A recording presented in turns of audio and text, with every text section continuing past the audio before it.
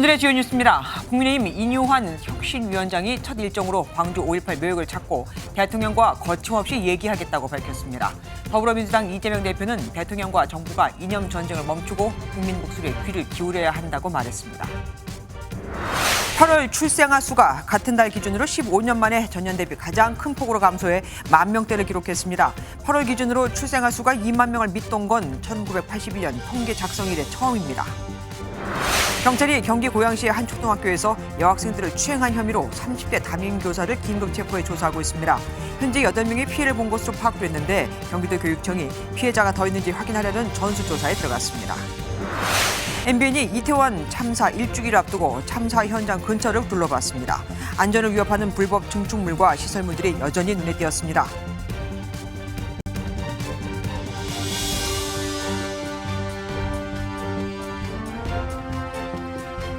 대통령과도 거침없이 대화하겠다. 인유환 국민의힘 혁신위원장이 내일 혁신위 공식 출범을 앞두고 대대적인 변화를 예고했습니다. 대통령실도 혁신위원장은 언제든 대통령과 연락할 수 있을 거라며 화답했죠. 우선 지금 가장 궁금한 건 허수아비 혁신이라고 평가절하하고 있는 비윤계도 이 혁신위에 포함이 될까 하는 겁니다. 혁신은 내 편만 갖고 하는 게 아니니까요. 일단 지금까지 알려진 바로는 이준석계 천하람 당협위원장은 제안을 거절했다고 합니다. 첫 소식 노태원 기자가 준비했습니다. 통합과 변화를 동시에 추구하겠다고 선언한 인유환 국민의힘 혁신위원장은 대통령실에 대해서도 할 말은 하겠다고 강조했습니다. 당하고도 허심탄회한 거침없이 대화할 거고 당 대표는 물론이고 기회가 주어지면 대통령하고도 거침없는 얘기할 거니까. 이에 대해 대통령실도 윤 대통령과의 대화는 언제든 열려 있다며 인 위원장에 힘을 실었습니다. 이진복 정무수석은 인 위원장을 예방하고 혁신위 인선과 여당의 운영은 대통령실과 관계가 없다는 점을 명확히 했습니다. 대통령께서도 누누이 이야기를 하지만 저희들이 공천에 개입하고 당의 운영에 개입할 일은 없을 거예요. 하지만 이준석 전 대표가 중진 인마금용이라고 비판하는 등 비윤계에선 혁신위 무용론이 여전합니다. 내일 발표할 혁신위원 인선에 비윤계가 포함될지 관심인 가운데 혁신위는 첫 일정으로 다음 주 광주 5.18 민주묘역을 참배한다는 계획입니다. MBN 뉴스 노태현입니다. 정부 여당이 2년보다 민생으로 국정 전환을 예고한 데 따른 걸까요? 오늘 홍범도 장군 순국 80주기 추모식에 박민식 보훈부 장관이 직접 참석해 홍 장군을 예우하는 데 최선을 다하겠다고 밝혔습니다. 육사에는 홍 장군의 흉상을 옮겨야 한다고 주장했었는데 말이죠.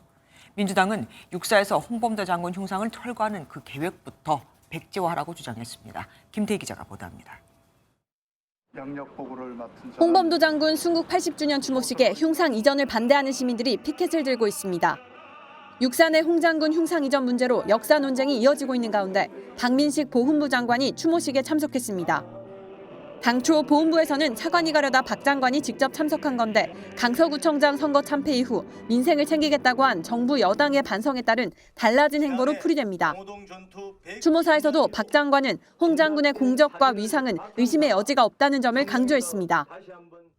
홍범도 장군과 같은 독립유공자를 최고로 예우하는 것은 국가보훈부의 가장 중요한 책무입니다. 그러나 홍범도 장군 기념사업회 이사장을 맡고 있는 우원식 민주당 의원은 흉상 이전 백지화를 주장하며 압박했습니다. 그 논란에 보훈부 수장인 장관님께서도 마치 동조하시는 것 같아서 참으로 안타까운 심정입니다. 홍 장군 흉상 이전 여부는 군이 종합계획을 세워 추진 중인 가운데 향후 국정전환의 첫 시험대가 될 것으로 보입니다. MBN 뉴스 김태희입니다. 정부는 이렇게 홍범도 장군 추모식에 참석하며 국정 전환을 꾀하고 있지만 이념 전쟁에서 벗어나려고 하고 있지만 진실되지 않다고 보는 걸까요? 되레 이재명 민주당 대표가 아예 윤석열 대통령을 향해 이념 전쟁을 멈추라고 압박했습니다. 이어서 강영호 기자가 보도합니다. 이재명 민주당 대표는 윤석열 대통령을 향해 이념 전쟁을 재소환하며 공세를 이어갔습니다. 강서구청장 선거 패배 이후 민생을 강조했지만 달라진 게 없다는 지적입니다. 윤 대통령께서 이번 순방에서 또 우리 교육이 이념에 사로져 잡혀 있다라면서 이념 논쟁을 다시 제기했습니다. 말 따로 행동 따로, 요즘 말로 말따 행따. SNS에도 군 통수권자인 대통령이 이념 집착을 버리지 못하는 사이 육군은 홍범도 흉상 이전과 독립영웅실 철거로 숭고한 독립운동 역사에 이념 색깔론을 덧칠한다고 비판했습니다. 그러면서도 민생을 살리는 일이라면 언제든 협력하겠다고 강조했습니다.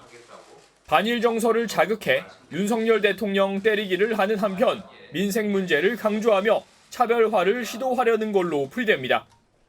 민주당의 압박 속에 대통령실은 민주당이 제안한 영수회담에 여전히 선을 그었습니다. 이진복 대통령실 정무수석은 누누이 말하지만 영수회담은 없다면서 여야 대표회담을 일단 지켜보겠다고 했습니다. 3자 회동이 사실상 물 건너간 가운데 민주당이 다음 달 노란봉투법 등 쟁점 법안에 대한 강행 의사를 밝히면서 여야 간 협치는 더욱 어려워졌다는 전망이 나옵니다. MBN 뉴스 강용호입니다. 과거와 많이 달라졌죠. 내년 총선을 앞두고 여야가 치열한 수싸움을 하고 있는 가운데 전직 대통령들의 움직임도 바빠지고 있습니다. 오늘은 이명박 전 대통령이 지난해 12월 사면 복권된 뒤 처음으로 자신의 치적 중 하나인 4대강을 찾았거든요.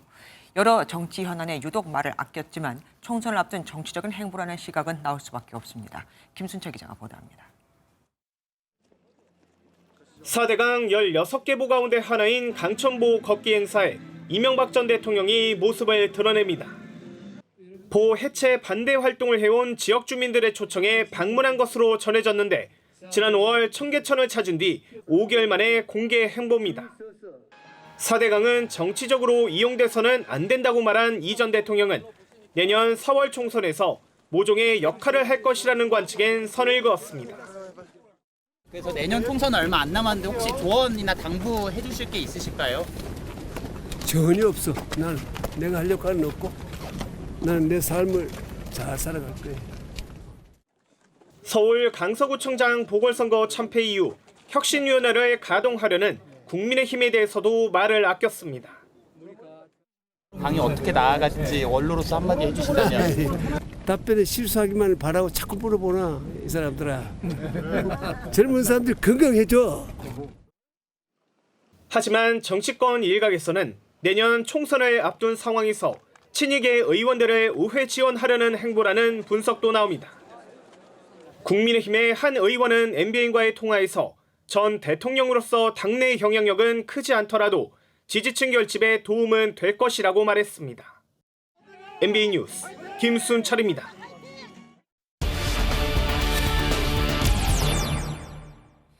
총선을 앞두고 있다 보니 전직 대통령들의 공개 행보를 두고도 정치권에서는 여러 해석이 나옵니다. 정치부 유호정 기자와 함께 얘기 나눠보겠습니다. 유 기자, 이 전 대통령의 오늘 행보도 역시 또 같이 해석이 되고 있죠? 네, 오늘 현장에서도 이 정치적 해석에 대한 질문이 이어졌는데요. 네. 이 전 대통령 뭐라 답변했는지 직접 보고 오시죠. 국회 지금 기자 여기 오면 안 되지. 여기는 잘 보러 왔으면 나무 기자다가 뭐. 기자들 질문이 이어지자 그런 정치적 질문은 하지도 말라라는 답변으로 이 총선 역할론엔 거듭 선을 그었습니다. 네. 지난 5월 청계천을 방문했을 때도 비슷한 답변을 했습니다. 나는 총선에도 나는 관심이 없고 나는 나라가 잘 됐으면 좋겠다. 어려울 때니까 정말 좀 모아줘야죠. 이 청계천 복원과 4대강은 이 전 대통령이 치적으로 꼽는 사업인 만큼 이 과거 공적을 강조하면서 명예회복에 나선 거란 해석이 뒤따릅니다. 그럼에도 불구하고 총선 전 전직 대통령의 행보에는 해석이 붙기 마련입니다. 정치권에 자기 사람들이 있을 테니까요. 예, 특히나 이명박 전 대통령에게 주목하는 이유가 있습니다. 이번 정부, 윤석열 정부 들어서 요직의 친이계가 다수 포진해 있기 때문인데요. 맞아요. 이 재탕 인사 비판에도 이명박 정부를 거친 이동관 방통위원장, 또 유인촌 문체부 장관을 임명한 것도 대표적입니다. 다만 이 전 대통령은 오늘 이 좋은 인재를 쓰는 것일 뿐이다 라면서 확대 해석을 경계했습니다. 국회를 찾은 이진복 정무수석, 이 전직 대통령 활동은 긍정적으로 평가하면서도 이 총선 영향력엔 선을 그었습니다. 지지층들도 있고 또 그분들이 국가를 운영하면서 시간이 지나고 난 이후에 국가를 위해서 하고 싶은 이야기들이 한두 개겠습니다. 전직 대통령까지 하신 분이 누구 공천 좀 해달라 이런 소리 하겠습니까?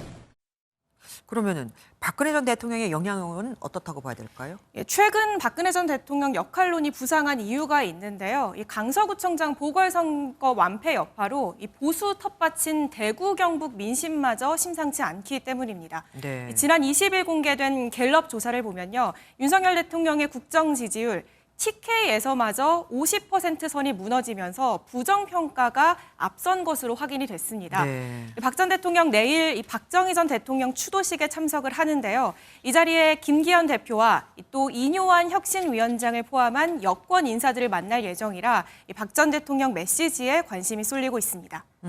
박 전 대통령도 최근 총선과 선을 긋는 모습을 보이지 않았습니까? 당에서는 그래도 기대하는 메시지가 있을 텐데요. 예, 당 중심의 통합 메시지를 기대할 수밖에 없습니다. 이 친박 좌장격인 최경환 전 부총리 경산 출마를 선언했고요. 우병우 전 민정수석도 영주에서 출마 움직임을 보이고 있습니다. 네. 중도층 표심이 절실한 국민의힘 입장에선 이들에게 공천을 주기는 부담스럽지만 만약에 이들이 무소속 출마를 불사한다면 보수 진영 분열로 이어질 수 있다는 점이 우려됩니다. 이 때문에 이 박 전 대통령이 국민의힘 중심의 총선 여기에 힘을 실어주길 기대하는 겁니다. 예, 아무래도 또 과거에 또 선거의 여왕이라고도 불렸었잖아요. 그리고 문재인 전 대통령 역시 빼먹을 수가 없습니다. 요즘에 현안마다 메시지를 내고 있어요. 예, 메시지가 많다 보니까 이 총선을 앞두고 또 특히나 이재명 대표 사법 리스크와 맞물려서 문 전 대통령이 친문계 지원에 나설 거란 관측이 많았는데요. 네. 다만 이재명 대표의 영장 기각 이후 이 민주당 내 이재명 체제가 공고해지면서 이 친문계 역할로는 좀 힘이 빠졌다 이런 분석이 많습니다. 알겠습니다. 여기까지 듣겠습니다. 지금까지 뉴스 추적 유호정 기자와 함께했습니다. 이처럼 정치권은 이념 전쟁을 멈추자는 말을 앵무새처럼 하고 있지만 이 역시 정치적 공방의 하나일 뿐인 걸까요? 실제로 민생을 챙기는 모습은 찾아보기가 어렵습니다. 그래서 그 사이 서민들은 고물가와 고금리에 쓰러져 가고 있죠. 잠시 꺾이나 싶었던 물가 심리가 8개월 만에 다시 상승세로 돌아섰고 6회 연속 동결됐던 기준금리도 인상 압박을 받고 있습니다. 박경 기자가 취재했습니다. 경유값이 솔직히 너무 많이 올라서 솔직히 예전에는 그냥 한 5만 원, 7만 원 이렇게 결제를 하는데 결제를 좀 나눠서 하고 있는 것 같아요. 전기료, 야채, 하여튼 뭐 모든 게 다 올라가고 참 운영하기 너무 힘들어요. 간단한 국수도 10,000원 이상씩 다 하고 용돈에 비해서 확실히 생활하기 어려운 것 같아요. 안 오른 게 없다는 시민들의 말처럼 소비자들이 전망하는 기대 인플레이션도 지난 1월 이후 8개월 만에 다시 오름세로 돌아섰습니다. 이스라엘 하마스 전쟁에 공공요금 인상까지 겹치면서 물가 불안 심리가 더 커진 겁니다. 물가가 오르면 금리도 오를 수밖에 없다 보니 소비자들의 금리 수준 전망 지수도 한 달 사이 10포인트 오르며 2년 7개월 만에 가장 높은 상승폭을 기록했습니다. 근데 만일 이것이 더 하마스 사태인 것 때문에 더 올라간다면 저희들이 금리를 올리지 않을 수 없는 그런 상황에 돌아갈 수 있습니다. 고금리와 고물가는 자연스레 소비도 위축시켜 소비자 심리 지수가 3개월 연속 비관적으로 나타났습니다. 내년 총선을 앞둔 정치권이 이념 전쟁에 골몰한 사이 경제 전반의 먹구름이 깊게 들이우고 있습니다. MBN 뉴스 박규원입니다. 그나마 가격이 낮았던 한우값 마저 오를 기세입니다. 소 가축 전염병인 럼피 스킨병이 확산하면서 도매 가격이 일주일 전보다 13%나 뛰었기 때문입니다. 럼피 스킨병은 전염법상 제1종 가축병으로 아주 치명적이며 현재는 특별한 처방약도 없는데 한우값이 뛰면 대체육인 닭고기와 돼지고기 가격도 줄줄이 오를 수 있죠. 계속해서 장명훈 기자가 보도합니다. 서울 마장동 축산물 시장. 럼피스킨병이 확산하면서 상인들도 울상입니다. 이동 제한 등 각종 방역 조치가 강화되면서 도축장에서 가져올 소가 크게 줄었기 때문입니다. 도축이 안 되니까 안 들어오죠. 안 들어요. 물건이 자체가 안 들어요. 물량이 줄어드는 건 사실인데 좀 이럴 때는 쉬어가야지 뭐. 가서 막 소 꾸지러 올 수도 있는 것도 아니고. 도매 물량이 줄면서 발병 일주일 만에 한우 가격도 꿈틀대고 있습니다. 한우 수급이 불안정해지면서 한우 도매 가격은 일주일 사이 13% 정도 올랐습니다. 럼피스킨병이 발생한 지역은 충남 등 5곳으로 전체 한우 사육두수 중 61%를 차지하는 경상도와 전라도까지 뚫리면 가격 불안은 더 커질 전망입니다. 정부는 이동 제한에 따른 일시적 현상이라며 도매 가격이 차츰 안정될 것으로 보고 있지만 긴장의 끈을 놓지 않고 있습니다. 오늘 이제 이동 제한이 해제돼서 추가 물량이 예약된 물량이 6,500톤 정도 됩니다. 그래서 정상적으로 회복되고요. 한우값 불안이 계속되면 돼지나 닭 등 다른 육류 가격도 덩달아 올라 물가 불안을 부채질할 수 있다는 우려도 나옵니다. MBN 뉴스 장명훈입니다. 사실 물가나 고금리도 큰 걱정이지만 인구 감소는 정말 국가적으로도 아주 중차대한 과제입니다. 그런데 뾰족한 해법이 보이질 않습니다. 8월 출생아가 고작 18,000여 명에 그쳐 33개월 만에 가장 큰 폭으로 줄었거든요. 먹고 입고 쓰는 게 모두 오르다 보니 애 낳고 키울 여력이 없는 겁니다. 무엇보다 집값 때문에 자꾸 외곽으로 벗어나다 보니 출퇴근 시간이 길어지고 아이를 돌보는 건 점점 꿈 같은 일이 되고 있죠. 이교욱 기자가 예비 신랑의 얘기를 들어봤습니다. 30대 회사원 정모 씨는 얼마 전 서울에서 경기 하남시로 집을 옮겼습니다. 결혼을 앞두고 넓은 집이 필요했는데 서울에서는 도저히 엄두가 나지 않았기 때문입니다. 서울 전세 가격이 너무 비싸다 보니까 경기도 쪽으로 왕복해서 하면은 거의 이제 3시간 정도 되는 거죠. 실제로 서울에서 전세를 구할 돈이면 경기도에선 내 집 마련이 가능해 인천과 경기도로 빠져나가는 인구는 계속 늘고 있습니다. 문제는 직장은 여전히 서울이라 경기도권에 거주하면 하루 평균 출퇴근 시간으로만 1시간 42분이 소요된다는 점입니다. 아침 일찍 아이를 어린이집에 맡기고 출근해 퇴근 후 서둘러 데려오기에는 도저히 엄두가 나질 않습니다. 그래서 아이 갖기를 포기하기 일쑤입니다. 취미생활도 못하게 되고 거의 이제 저녁에는 퇴근해서 거의 잠만 자는. 출산을 미루는 부부가 늘다 보니 세계 최저인 합계 출산율이 0.7명마저도 무너질 수 있다는 우려가 큽니다. 주거비 문제, 사교육비 문제 이런 구조적 문제들이 전혀 해결하지 않은 상태에서 약간의 비용 지원으로 출산을 기대하기에는 인구 감소는 시급한 국가적 과제지만 정부와 정치권 그 어느 쪽도 해결책을 내놓지 못하고 있습니다. MBN 뉴스 이교욱입니다. 초등학교 담임 교사가 여학생들을 성추행한 혐의로 경찰에 긴급 체포됐습니다. 어지간해서는 현직 교사가 긴급 체포되는 일 거의 없죠. 올해 3월부터 최근까지 7개월가량 몹쓸 짓을 해온 것으로 알려졌는데 이 교사는 학교 현장에서 붙잡혔습니다. 추성남 기자가 취재했습니다. 경기도 고양의 한 초등학교입니다. 경찰이 어제 오후 이 학교에 근무하는 30대 교사를 긴급 체포했습니다. 이 교사는 지난 3월 5학년 담임을 맡았는데 여학생들을 성추행했다는 혐의를 받고 있습니다. 추행 장면을 목격한 학생이 최근 학교 측에 이런 사실을 알렸고 교감 선생이 경찰에 신고했습니다. 매뉴얼에 있습니다. 신고하도록 성사합니다. 일단은 저희가 지금 피해 학생 및 다른 학생들 보호조치 때문에. 현재까지 경찰이 확인한 피해 학생은 8명이지만 경기도교육청이 해당 학교 학생에 대한 전수조사에 들어가 피해 학생 수는 늘어날 수 있습니다. 아이들끼리 이제 서로 얘기를 하다가 서로 피해 상황을 확인하고 같이 교감 선생을 만나러 갔고 애들 진술의 신빙성이 충분히 인정된다라는 판단하에 긴급 체포가 이루어진 상황으로. 교사는 즉시 직위 해제됐는데 MBN 취재 결과 8년 전 임용돼 해당 초등학교엔 지난해 부임한 것으로 확인됐습니다. 경찰은 정확한 사건 경위를 조사하는 한편 이 교사에 대한 구속영장을 신청할 예정입니다. MBN 뉴스 추성남입니다. 평소 믿고 따랐을 담임 선생님이 여학생, 그것도 초등학생을 여러 명 성추행하다니요. 요즘이 어떤 시대인데 충격적이죠. 전국부 정주영 기자와 더 자세히 알아보겠습니다. 정 기자, 성추행 혐의로 긴급 체포된 이 교사 대체 누굽니까? 네, 경기도 고양시의 한 초등학교에 근무하는 31살 남성 교사입니다. 저희가 이름도 파악을 했지만 수사가 진행 중이라 일단 공개하진 않기로 했습니다. 네. 8년 전인 2015년에 교원 임용이 됐고요. 지난해 해당 초교에 부임해 2년 차입니다. 지난해 4학년을 맡았고 올해는 5학년의 한 학급 담임교사로 근무해 왔습니다.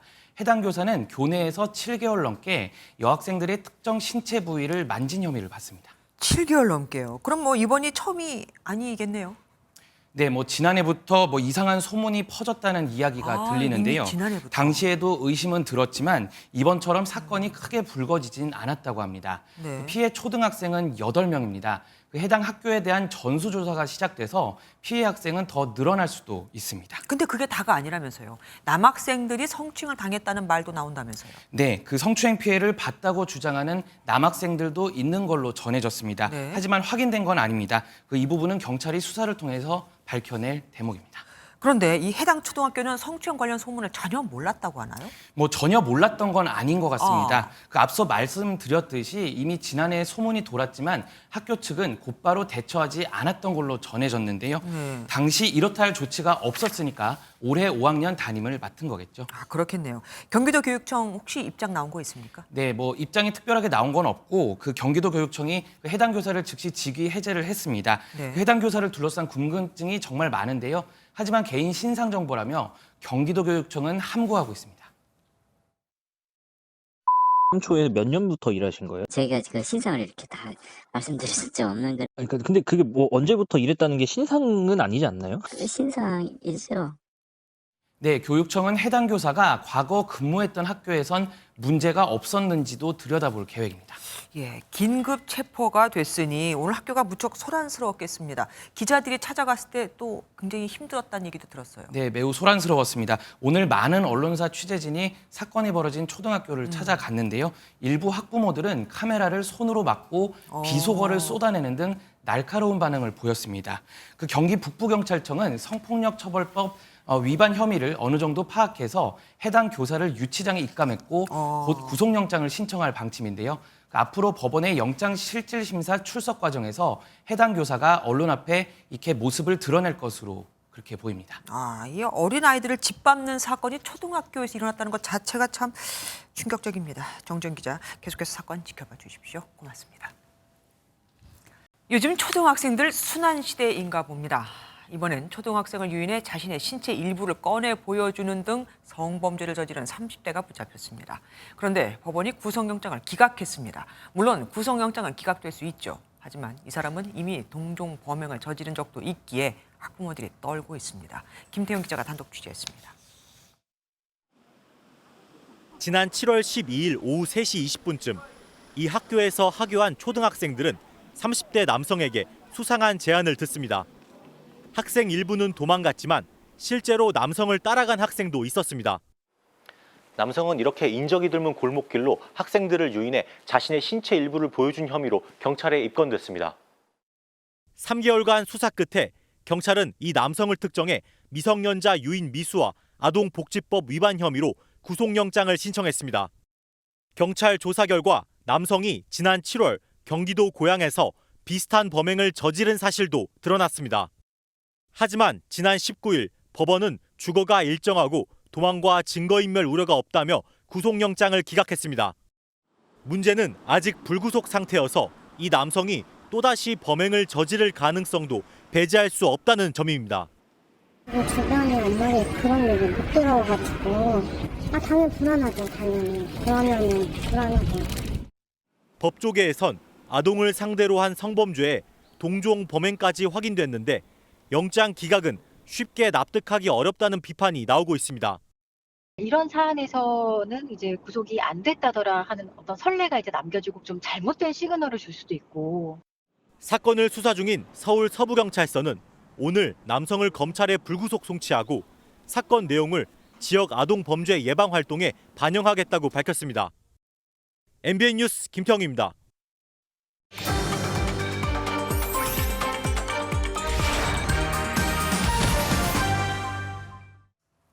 오늘 뉴스 왜 이러죠? 이번엔 남학생들 사이에 성추행 얘기입니다.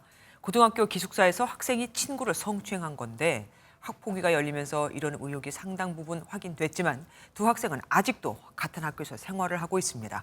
이럴 때 분리 조치는 아주 기본이죠. 피해 학생은 울고 기어다니며 고통을 호소하고 있다고 하는데 말입니다.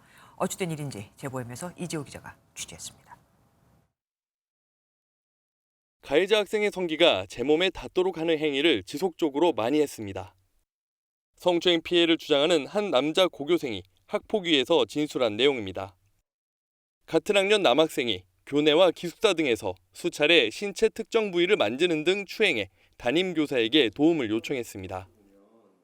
자기가 잠을 자고 있을 때 아이 침대로 넘어와서 뒤에서 끌어안거나 성기를 자기 몸에 대었다라고 이야기를 했고, 초등학교 때부터 알고 지낸 친구 사이였지만 이런 행위가 반복되자 거리를 두게 됐고 수차례 거부 의사를 밝혔지만 소용이 없었다고 말합니다.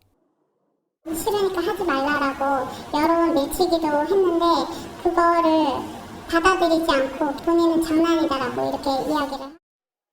결국 학폭위가 열렸고 위원들은 피해 학생이 신체적 정신적 상처를 받았다고 인정하면서도 장난으로 이뤄진 행위로 보인다는 이유 등으로 비교적 가벼운 조치를 내렸습니다. 전학 등 분리 조치를 기대했던 피해 학생은 학폭위 결정 이후 정신과 치료를 받고 있습니다. 학폭위 결과 이후 3일 내내 울고 지어서 자기가 스스로 자퇴를 하겠다고, 자기는 학교를 다닐 수가 없다고. 주민들에게 엄벌 탄원서까지 받으며 억울함을 호소하면서 가해 학생 측과의 갈등은 더 커졌습니다. 이에 대해 가해 학생 부모는 자신의 아들이 저지른 잘못에 비해 지나치게 큰 비난을 받고 있다고 하소연했습니다. 오랜 시간 동안 진심으로 사과를 했었습니다. 전학 자퇴 다 수용하라고 했습니다. 다만 절차상 시기 특정을 못했습니다. 현재는 전학을 가게 되면 본인의 잘못보다 더 큰 오명과 불명예를 감수할 상황이라서 고민이 깊습니다. 피해 부모는 학폭위 재심을 신청하는 한편 경찰에 고소해 법적 다툼도 이어가고 있습니다. MBN 뉴스 이조입니다. 배우 이선균 씨로 끝나는 게 아니었던 걸까요? 경찰이 또 다른 유명 연예인의 마약 투약 혐의를 수사하고 있습니다. 잠잠하던 연예계에 마약 파문이 확산하는 모양새입니다. 장진철 기자입니다. 배우 이선균 씨의 마약 투약 혐의를 조사하고 있는 인천경찰청이 또 다른 유명 연예인을 같은 혐의로 입건해 수사하고 있다고 밝혔습니다. 이 연예인은 이 씨 사건 수사 대상자 8명에 포함되지 않은 별건이라는 게 경찰의 설명입니다. 경찰은 수사 중인 사안인 만큼 추가적인 내용은 알려줄 수 없다는 입장입니다. 한동안 잠잠하던 연예계 마약 파문이 배우 이선균 씨 사건을 시작으로 확산하는 분위기입니다. 이선균 씨에 대한 마약 투약 혐의 수사는 속도를 내고 있습니다. 경찰은 지난 23일 이 씨를 마약류 관리에 관한 법률상 대마 향정 등 혐의로 형사 입건했습니다. 앞으로 2, 3일 안에 신체 압수수색 영장을 신청해 발부되면 곧바로 이 씨를 소환해 소변과 모발 검사를 할 방침입니다. 이와 함께 이미 압수한 이 씨의 휴대폰에 대한 포렌식 작업도 진행할 계획입니다. MBN 뉴스 장진철입니다. 차량 통행이 금지된 구간에서 난폭 운전을 하다가 경찰에 출동하자 지나가던 생판 모르는 행인의 손을 잡고 도망친 여성이 있습니다. 수상한 행동에 음주 측정을 요구하는 경찰관을 깨물기도 했는데 이 여인 왜 그랬을까요? 한여혜 기자가 보도합니다. 좁은 골목길 안으로 검은색 SUV 차량이 들어옵니다. 인파를 뚫고 직진하던 차량은 갑자기 방향을 틀어 후진까지 하는 아찔한 운전을 이어갑니다. 잠시 뒤 경찰이 출동하자 차에서 내린 운전자는 지나가던 한 여성의 손을 잡고 달리기 시작합니다. 경찰이 지난달 28일 난폭 운전을 하던 30대 여성을 현행범 체포했습니다. 운전자는 차량 통행 금지판을 쓰러뜨리고 인파를 뚫고 난폭 운전을 이어갔습니다. 여성은 음주 측정을 거부하며 출동한 경찰관을 깨물기까지 한 것으로 전해졌습니다. 경찰 조사 결과 이 여성은 이미 면허 취소 대상자였습니다. 서울 용산경찰서는 여성을 공무집행방해 등 혐의로 체포하고 수사를 이어갈 계획입니다. MBN 뉴스 한여혜입니다. 휴대전화를 훔칩니다. 그리고는 휴대폰 고객센터를 사칭, 원래 주인에게 연락해 훔친 전화의 잠금을 해제하고 개인정보까지 빼냅니다. 훔친 휴대전화를 팔 때 비밀번호를 알아내 초기화해서 팔면 값을 더 받을 수 있거든요. 심동욱 기자가 보도합니다. 인적이 드문 서울 지하철 6호선의 한 역사. 검은 옷을 입은 남성이 두리번거리더니 잠든 남성의 휴대폰을 슬쩍 빼갑니다. 취객 등의 휴대폰을 훔쳐 서울의 한 창고에 보관했다가 중국과 필리핀 등지에 팔아 억대의 수익을 챙긴 일당 13명이 경찰에 붙잡혔습니다. 보여드리는 거예요. 압수수색 검증영장이요. 핸드폰 내려 있습니다. 경찰은 작물업자 일당을 검거하며 휴대폰 18대와 거래 내역이 담긴 장부 등을 압수했습니다. 이들은 비밀번호를 알아내 휴대폰을 초기화시키면 더 비싸게 팔 수 있는 점을 노렸는데 휴대폰 고객센터를 사칭해 피해자들에게 문자를 보내 개인정보를 빼내는 대담함도 보였습니다. 훔친 휴대폰은 주로 새벽에 CCTV가 없는 도로나 자택에서 거래하고 텔레그램으로 연락해 경찰의 추적을 피했습니다. 경찰은 이들이 사용한 휴대전화 등을 포렌식해 외국에 체류 중인 작물업자 등을 수사할 계획입니다. MBN 뉴스 심동욱입니다. 대전에서 이런 일이 있었습니다. 번화가에서 50대 남성이 지인에게 흉기를 휘두른 겁니다. 사회에서 만난 선후배 관계라는데 후배가 한 반말에 화가 나서 그랬다고 하네요. 김영현 기자가 보도합니다. 대전의 한 도로에 경찰차들이 줄줄이 도착합니다. 곧이어 119 구급차가 뒤따라 들어옵니다. 대전의 한 번화가에서 50대 남성이 40대 남성에게 흉기를 휘두르고 달아났습니다. 피해 남성은 목 부위를 다쳐 병원으로 옮겨졌지만 생명에는 지장이 없는 걸로 알려졌습니다. 가해 남성은 자수 의사를 밝힌 뒤 잠적해버렸는데 범행 현장에서 300m 떨어진 한 노상에서 경찰에 목격됐습니다. 도주 1시간 10분 만에 체포된 겁니다. 두 남성은 사회에서 만난 선후배 관계로 확인됐습니다. 당시 가해 남성은 술에 취해 있던 상태로 후배인 피해 남성이 반말하자 시비가 붙은 것으로 알려졌습니다. 경찰 조사에서 가해 남성은 피해 남성이 도발해 오토바이에 있던 흉기로 범행을 저질렀다고 진술했습니다. 기분 나쁘니까 왜 반말했다 존댓말 하냐 명확하게 해라 이렇게 해가지고 말싸움이 됐대요. 경찰은 가해 남성을 살인 미수 혐의로 입건해 조사한 뒤 구속영장을 신청할 계획입니다. MBN 뉴스 김영현입니다. 일제강점기 때 조선 총독부에 의해 세워진 뒤 1982년까지 그러니까 40년 동안 운영됐던 선감학원을 기억하십니까? 불황화 수용시설이라고 했지만 무고하게 끌려가 이유도 모르고 숨진 아이들이 많았죠. 이번 2차 시험 발굴을 통해 실제로 아이들이 집단 안매장된 사실이 확인이 됐습니다. 유해는 대부분 12살에서 15살로 추정됩니다. 박혜빈 기자가 유해 발굴 현장에 다녀왔습니다. 크기도 모양도 제각각인 시신을 파묻은 구덩이가 여기저기 흩어져 있습니다. 듬성듬성 잡초가 나 있고 시험 발굴한 구덩이 옆에는 흙더미가 쌓여 있습니다. 해방 이후 40년간 경기도 안산의 불황화 수용시설인 선감학원에 끌려갔다 죽은 아이들의 이름 없는 무덤입니다. 이곳에서 두 차례에 걸쳐 50개의 분묘가 발굴됐는데요. 길이가 짧아 몸집이 작은 어린아이들이 땅에 묻힌 것을 알 수 있습니다. 이 분묘에서 어린아이의 치아 278점과 유품 34점이 발견됐습니다. 치아는 유해 감식 결과 12세에서 15세로 추정을 하고 있고 몇몇 분묘에서는 허리띠나 굴칼이 발견되기도 했습니다. 뾰족한 부분으로 이렇게 굴 껍데기를 이렇게 해서 까가지고 굴 알맹이를 같이 나누어 먹고 그랬던 기억이. 밤마다 괴롭힘을 당했던 이모 씨를 지켜주던 굴칼의 주인은 결국 주검으로 돌아왔습니다. 내가 너네 집에 가가지고 너의 부모한테 얘기하고 부모를 데리고 올게 라고 얘기하고 갔는데 3일인가 지나서 그 아이가 죽어서 왔어요. 탈출 경로가 조수간만의 차이가 큰 서해안 갯벌 지역이라 아동이 이동하기에는 매우 위험하고 진실화해위원회는 작년에 이어 올 12월 2차 진상규명을 발표할 예정입니다. MBN 뉴스 박혜빈입니다. 지난 일요일 전북 부안 앞바다에서 낚싯배가 뒤집혀 4명의 숨진 사고 전해드렸었죠. 예인선이 부선을 끄는 줄에 걸렸던 건데 당시 출동한 해경 구조정 엔진에 문제가 생겨 일부가 제 시간에 도착하지 못했던 것으로 드러났습니다. 또 해경이 사고 직후 언론에 배포한 안전 대책은 이미 2년 전에 마련이 돼 있었던 것이었습니다. 강세훈 기자가 단독 보도합니다. 낚싯배가 뒤집힌 건 지난 22일 새벽 5시 57분쯤. 해경이 구조에 나섰지만 4명이 숨지고 14명이 중경상을 입었습니다.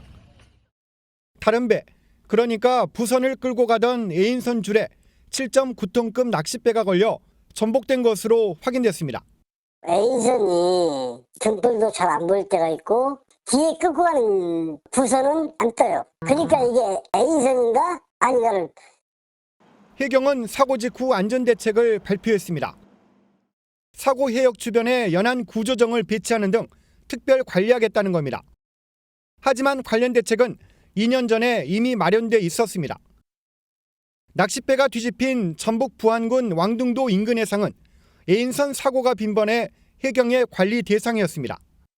그거는 저희가 아는 부서는 좀 아니어서 정확히는 잘 모르겠는데 원래 공무원들이 하는 일이 다 그렇기 때문에 그건 아니지만 사고 당시 현장에 출동한 해경 연안 구조정도 문제가 있었습니다. 사고 해역 주변엔 4대 구조정이 있었는데 2대가 제 시간에 현장에 도착하지 못한 것으로 드러났습니다. 오래돼가지고 원래 속도가 7나트밖에 안 나가요. 상태가 안 좋아서 11나트로 이동을 했습니다. 해경은 바다는 넓은데 인력이나 장비가 부족해서 생긴 일이라고 해명했습니다. MBN 뉴스 강세훈입니다. JTBC가 대선 직전 보도한 윤석열 주민검사가 커피를 타주며 수사를 무마해 주었다는 보도와 관련해 검찰이 민주당의 개입 정황을 포착한 것으로 알려졌습니다. 김병욱 민주당 의원 측이 해당 의혹을 보도했던 기자에게 대장동 수사기록 파일을 전달한 것으로요. 길기범 기자가 보도합니다. 지난해 2월 대선을 앞두고 당시 JTBC 봉지욱 기자는 윤석열 후보의 부산저축은행 수사 무마 의혹을 보도했습니다. 남욱 변호사의 조서 내용을 바탕으로 대장동 브로커 조우영 씨가 주임 검사가 타준 커피를 마시고 나왔다며 얘기했고 해당 검사는 윤석열 중수 2과장이란 보도입니다. 하지만 이후 조 씨의 윤석열 검사를 본 적도 없다는 인터뷰를 누락한 것으로 알려지며 대선 개입 여론조작 의혹이 불거졌습니다. 그런데 검찰은 해당 조서를 봉 기자에게 전달한 게 김병욱 더불어민주당 의원 측인 것으로 의심하고 있습니다. 김 의원은 대선 당시 대장동 의혹에 대응하는 민주당 화천대유 TF 위원장을 맡은 바 있습니다. 검찰은 봉 기자 압수수색 당시 대장동 수사기록 파일을 받은 사실을 확인했고 여기에는 남 변호사의 조서부터 조우영 씨의 참고인 진술조서 등도 있던 것으로 알려졌습니다.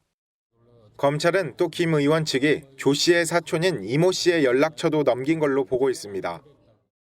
봉 기자 기사에서 이 씨는 조 씨가 박영수 변호사를 썼고 수사를 안 하게 됐다고 말했다며 수사무마 의혹을 뒷받침하는 인터뷰를 했습니다. 이처럼 민주당 측의 개입 정황을 포착한 검찰은 배후 세력 규명에 집중할 방침입니다.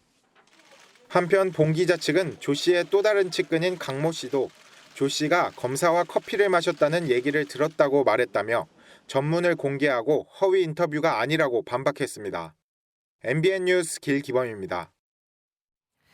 50억 클럽 의혹으로 수사를 받아온 곽상도 전 국민의힘 의원이 8개월 만에 검찰에 재출석했습니다.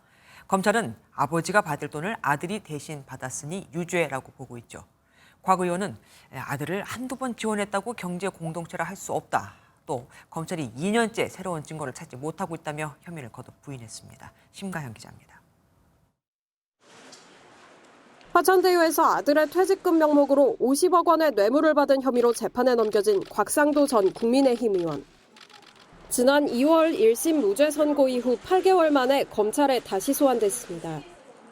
검찰은 항소 직후 아들 병채 씨를 뇌물 혐의의 공범으로 입건하고 부자에게 범죄 수익 은닉 혐의를 추가해 보강 수사를 벌여왔습니다. 최근에는 아들 병채 씨가 곽 전 의원의 보석 보증금을 내준 정황 등을 포착해 이를 토대로 경제 공동체 관계를 입증할 방침인 것으로 전해졌습니다. 곽 전 의원은 검찰 수사에 반발하며 혐의를 전면 부인했습니다. 경제 공동체라고 하는 게 한두 차례 지원해 준 게 경제 공동체는 아니지 않겠습니까? 또 당시 아내는 사망해 집에 가족이 아무도 없어 아들이 보석금을 넣었고 출소 직후 갚았다고 해명했습니다. 검찰은 이날 조사 내용을 토대로 조만간 곽 전 의원 부자를 추가 기소할 전망입니다. MBN 뉴스 심가현입니다. 이번 주 일요일은 10월 29일은 159명의 목숨이 희생된 이태원 참사 1주년이 되는 날입니다. 사고가 난 좁은 골목길과 원인으로 지적된 불법 증축물들, 지금은 어떻게 됐을까요? 곳곳에 방치된 불법 건축물은 수도 없었고 오히려 떴다 방식, 그러니까 만들었다가 없애기를 반복하는 불법 시설물은 적발 대상도 아니니 손을 쓰기도 힘듭니다. 표선우 기자가 현장을 다시 가봤습니다. 지난해 10월 29일 159명의 희생자를 냈던 이태원 참사는 이렇게 차 한 대가 겨우 서 있을 정도로 폭 3.2m의 좁은 길이 참사를 더 키웠다는 지적이 있어 왔습니다. 또 거리 곳곳에 불법 증축물들이 병목 현상을 키웠다는 지적도 있어 왔는데요. 참사 1년 얼마나 변했을까요? 다시 가봤습니다. 대표적인 불법 증축물로 꼽혔던 해밀턴 호텔 뒷골목. 테라스와 행사 부스는 없어졌고 무대 장치가 있던 바로 옆 골목도 8m 원래 폭을 되찾았습니다. 하지만 조금만 둘러보면 여전히 불법 증축물이 남아 있습니다. 튀어나온 데는 자기 땅이 아니야. 지붕만 씌우니까 저기도 사용할 수 있잖아. 가뜩이나 좁은 길을 더 좁게 만드는 입간판도 문제입니다. 2m 70 정도 나오는 것 같아요. 지금 70cm가 나오는 것 같고. 거리를 걷다 보면 줄지어 서 있는 실외기들은 모두 통행에 지장을 줄 수 있는 적치물인데 모두 1년 전 위치 그대로 남아 있습니다. 아직도 사고 지역 인근의 8곳은 건축물 위반에 해당하고 용산구 전체로 보면 참사 이후 지난 9월까지 새로 적발된 건축물은 279건에 달합니다. 지자체가 이행강제금을 부과해도 돈을 내고 버티면 그만입니다. 단속 인원도 적을 뿐더러 고정식이 아닌 떴다 방식의 시설물은 단속도 힘들고 이제 민원인으로 적발을 하려고 갔는데 만약에 이동을 했어요. 그러면 증거가 없잖아요. 지붕이 없는 가벽은 건축물이 아니라 적발 대상이 아니지만 통행을 막는 건 마찬가지입니다. 불법 건축물은 아니지만 불법 시설물입니다. 건축물이 아니라고 해서 아무 문제가 없다가 아니라 12구 참사가 발생한 지 1년. 이태원 곳곳은 아직 1년 전 시간 그대로 남아 있습니다. MBN 뉴스 표선우입니다. 상황이 이렇다 보니 다가오는 헬로윈 축제를 앞두고 서울시와 자치구가 인파 사고를 대비하는 합동 훈련을 했습니다. AI 인파 감지 시스템은 1제곱미터당 3명 이상이 몰리면 주의를 주기 시작한다고 하네요. 인파 밀집 사고를 어떻게 예방할 수 있는 건지 신혜진 기자가 보여드리겠습니다. 사람들이 붐비는 건대 입구의 한 거리입니다. 서울시와 광진구는 헬로윈 축제를 앞두고 인파 사고를 대비하기 위한 합동 훈련을 펼쳤습니다. 폭 2m, 전체 면적 30제곱미터의 좁은 골목길에 사람들이 하나둘 모여듭니다. AI 인파 감지 시스템이 제곱미터당 사람 수를 자동으로 계산해 자치구로 실시간 전송하고 CCTV 화면에는 밀집도가 나타납니다. 1제곱미터당 3명은 주의, 4명은 경계로 표시되고 5명이 몰리면 최고 단계인 심각이 발령됩니다. 주의 단계가 되면 거리 CCTV에 달린 스피커에서도 자율 해산을 요청하는 음성이 울립니다. 다중인파가 감지되었습니다. 좁은 골목으로 진입하지 마시고. 그럼에도 사람들이 몰려 심각 단계로 올라가면 자치구에서 서울시와 경찰, 소방 등 관계기관으로 밀집 정보를 알려 공동 대응에 나섭니다. 인파가 몰리고 있어 현장 출동 요청드립니다. 인명사고 없도록 대응에 철저를 기해 주시기 바라며 위험 징후 심각 단계에선 경찰과 소방 인력이 현장으로 출동해 인파를 강제로 해산하고 출입 자제를 요청하는 긴급 재난 문자를 발송합니다. 그러한 그 대비책이 체화돼서 만에 하나 있을 수도 있는 이런 재난 상황에 보다 안전하게 대비할 수 있도록 끊임없는 훈련을 통해서. 서울시는 이태원 참사의 풍선 효과로 건대 입구역과 홍대 입구, 압구정 등 16개 지역에 인파가 몰릴 것으로 예상하고 안전특별구역으로 지정해 관리하기로 했습니다. MBN 뉴스 신혜진입니다.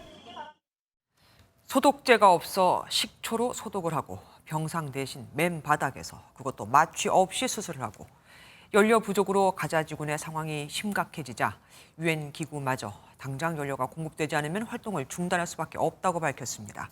하지만 이스라엘은 하마스가 연료를 빼돌려서 생긴 상황이라며 하마스의 유류 저장 시설 사진을 공개했습니다. 연료가 없다면서 안 주고 연료가 있다면서 안 주고 가운데서 사람들만 죽어갑니다. 서영수 기자가 보도합니다. 깜깜한 밤, 부상자를 실은 구급차가 병원에 도착합니다. 조명을 가동할 연료가 없어 휴대전화기 불빛에 의존한 채 부상자를 옮깁니다.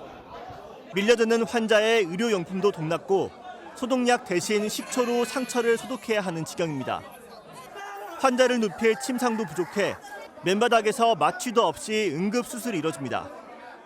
إذا لم يتم تزويد المستشفى بالوقود اللازم للمولدات نحن نقدم شهادة الإعدام وليس الوفاء الإعدام. 급기야 유엔 팔레스타인 난민 구호기구가 연료를 확보하지 못하면 활동을 중단할 수밖에 없다고 선언할 정도로 국제기구마저 손을 뗄 위기입니다. The situation is very difficult with food and water running out. Shelters massively overcrowded and without fuel, and there's no electricity. 이스라엘은 하마스의 연료 저장 시설 사진을 공개하며 연료가 부족하다는 주장은 거짓이라고 주장했습니다. לא ייכנס לרצועת עזה. חמאס צריך את הדלק לתשתיות המבצעיות שלו. 양측의 공방만 계속되는 가운데 앞서 가자지구로 보낸 구호 트럭 20대 중 12대는 도착도 하지 못한 것으로 드러났습니다. MBN 뉴스 서영수입니다.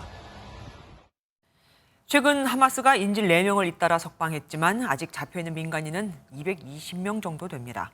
현재 대규모 인질 석방을 놓고 협상이 진행 중인데 하마스가 어떤 대가를 요구할지가 관건이 되겠죠. 휴전에 부정적이었던 미국은 국제사회의 휴전 압박에 거세지자 휴전 대신 군사 행위의 일시적인 중단을 언급했습니다. 장동건 기자입니다. 이스라엘인 어머니 오린 메이어 씨는 하마스가 올린 영상을 보고 아들이 인질로 잡혀갔다는 사실을 알게 됐습니다.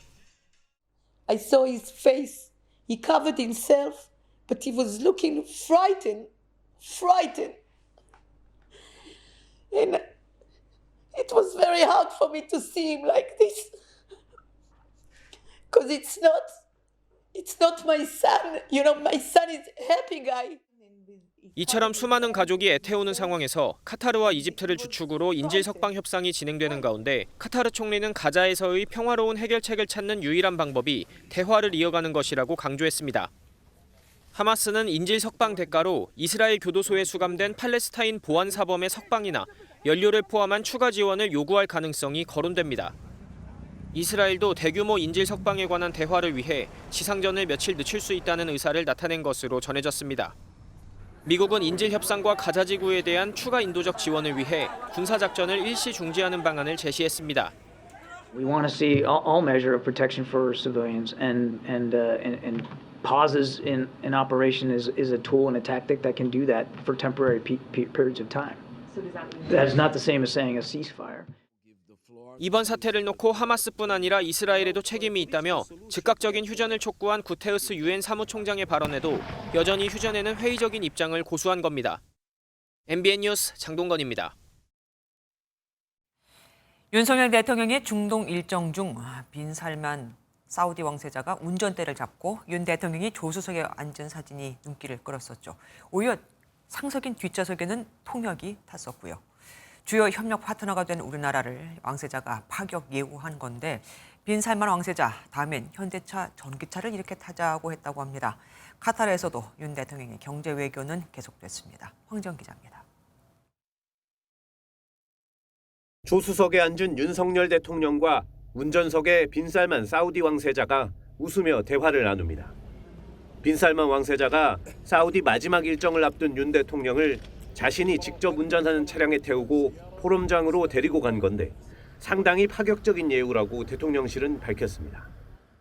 빈살만 왕세자는 대통령님 다음번에 오시면 사우디에서 생산한 현대 전기차를 함께 탈 수 있기를 바랍니다.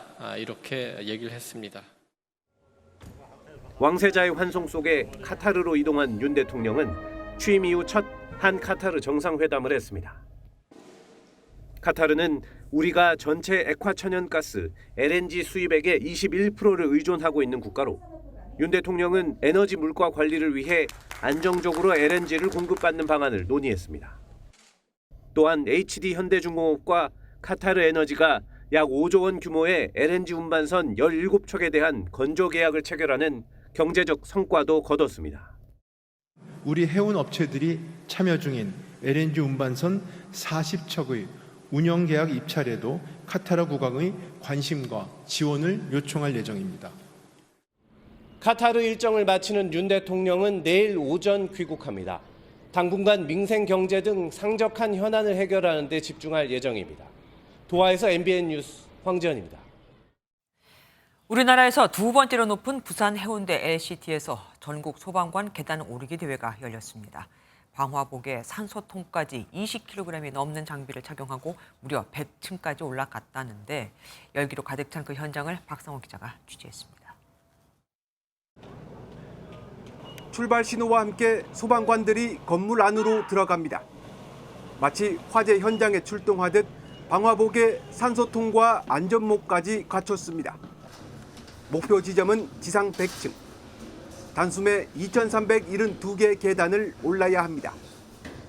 절반 왔습니다. 화이팅 합시다. 화이팅! 방화복을 입고 기본 안전장비만 착용해도 20kg이 넘습니다. 6살 아이를 업고 계단을 오르는 거나 마찬가지입니다. 한 층 한 층 오를 때마다 숨이 턱 밑까지 차오릅니다. 97층에 3층 남았습니다. 올라가셔야 됩니다. 한계를 넘어 정신력으로 버틴 끝에 결승점을 통과하자 가쁜 숨을 몰아쉽니다. 최단 기록은 21분 3초. 지난해 1위였던 윤바울 소방관이 올해 시간을 2분 45초나 단축하며 우승해 대회 2연패를 달성했습니다. 마지막까지 포기하지 말고 올라가자라는 마음으로 올라갔는데 결과까지 좋아서 되게 만족하고 있습니다. 퇴직을 1년 앞둔 소방관도 후배들과 함께 땀을 흘렸습니다. 더 많은 노력으로 해가지고 뭐 다 됐지만 또 조금 체력 강화를 조금 더 해야 되는 그런 생각도 없잖아. 많이 들고 많이 힘들었어요 사실. 나이와 계급을 불문하고 강철 체력을 뽐낸 895명의 소방관들은 체력이 최고의 진압장비라는 말을 입증해 보였습니다. MBN 뉴스 박사훈입니다. 리비아 대수로 공사를 성공시키며 옛 동아그룹을 재계 순위 10위까지 끌어올렸던 최원석 전 회장이 오늘 영면에 들었습니다. 빛과 어둠이 교차했던 최 전 회장의 일생을 한범수 기자가 정리해봤습니다. 최원석 전 동아그룹 회장이 향년 80세에 지병으로 별세했습니다. 최준문 창업주의 맏아들인 최 전 회장은 지난 1966년 동아콘크리트 사장으로 취임한 뒤 30대 동아건설과 대한통운 등을 이끌며 그룹을 재계 순위 10위권으로 끌어올렸습니다. 특히 세계 최대 토목공사로 불린 리비아 대수로 공사를 성공적으로 지휘하면서 동아건설을 현대건설과 함께 국내 최대 건설사로 알렸습니다. 최 전 회장의 일생은 빛이 강한 만큼 어둠도 짙었습니다. 지난 1994년 성수대교가 붕괴하면서 시공사인 동아건설이 큰 위기를 겪었고 외환위기 여파로 지난 2001년 회사는 끝내 파산에 이르렀습니다. 최 전 회장은 지난 6월 한 유튜브 채널에 출연해 시한부 투병 사실을 공개하며 동아그룹 직원들에게 미안하다고 말하기도 했습니다. 최 전 회장은 유명 연예인 등과 세 차례 결혼과 이혼을 반복하며 개인사로도 화제를 낳았습니다. 최 전 회장의 발의는 오는 28일 치러질 예정입니다. MBN 뉴스 한범수입니다.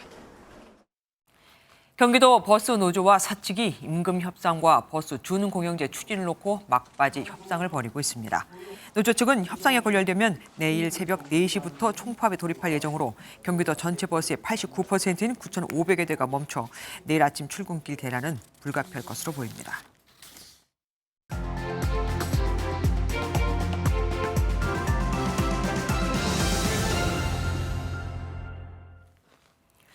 어느 날 아들이 말합니다. 지방에서 일을 하려고 하니 지방에 집을 좀 마련해 달라고요. 없는 살림이었지만 아들이 출퇴근하는데 힘도 들고 돈도 많이 들 테니 부모는 힘들여 집을 마련해 줍니다.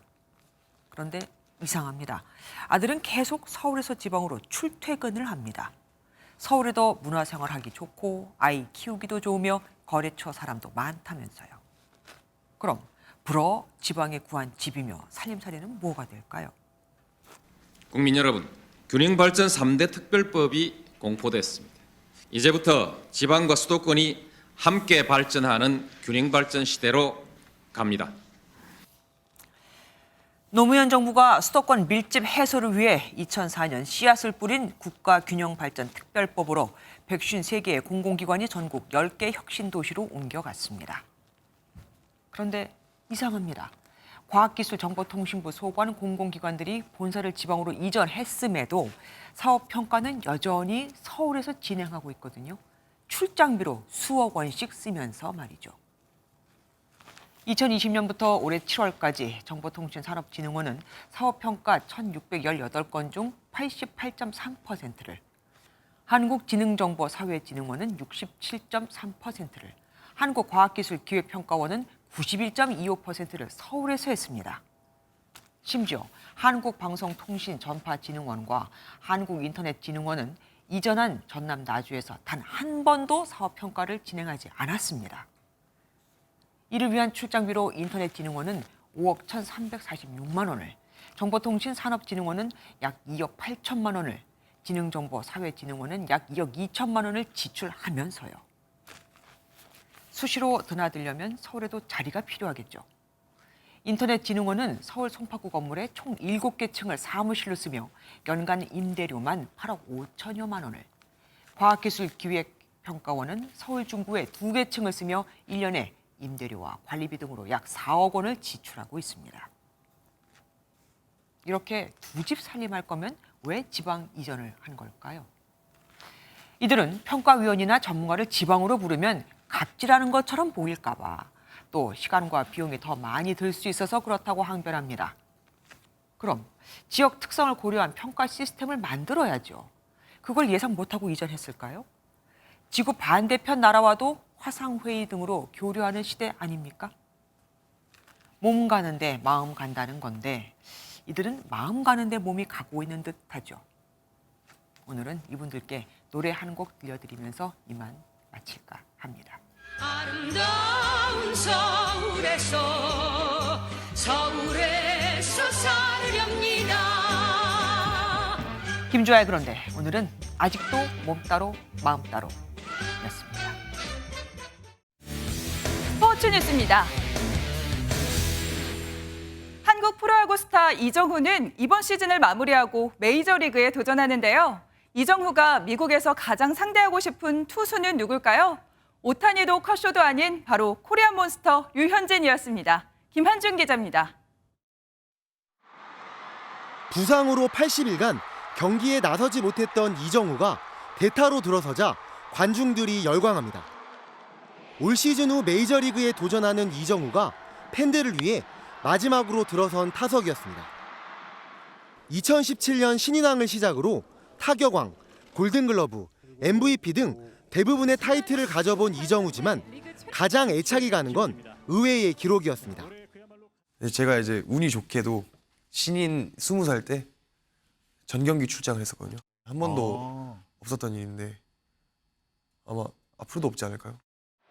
5년 연속 포스트 시즌에 진출했던 이정후는 키움이 탈락한 올해 가을 야구를 아예 보고 있지 않다고 전했습니다.